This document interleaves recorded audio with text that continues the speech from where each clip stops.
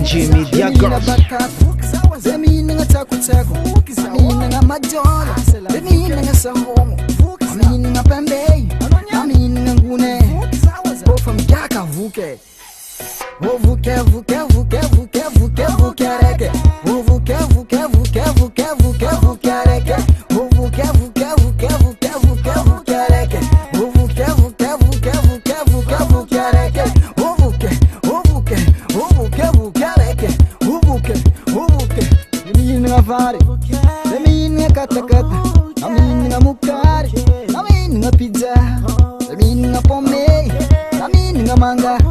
Amin nga leti, kofa mandazi tuvuke.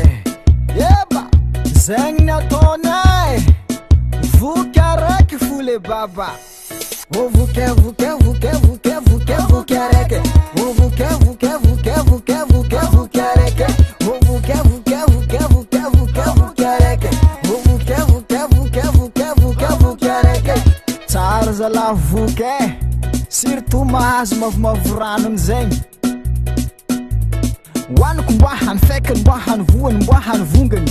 Wanako mba hanfekany mba hanvoany mba hanvongany. Wanako mba hanfekany mba hanvoany mba hanvongany. Voky za zegny vuke vuke vuke vuke vuke vuke araiky. Vuke vuke vuke vuke vuke vuke araiky. Vuke vuke vuke vuke vuke vuke araiky. Vuke vuke vuke vuke vuke vuke araiky. Vuke araiky. Vuke. Si varza araiky fo mavoky zala. Na mahogo. Izo na lasopy misao. Na batata friry. Zegny edy DJ.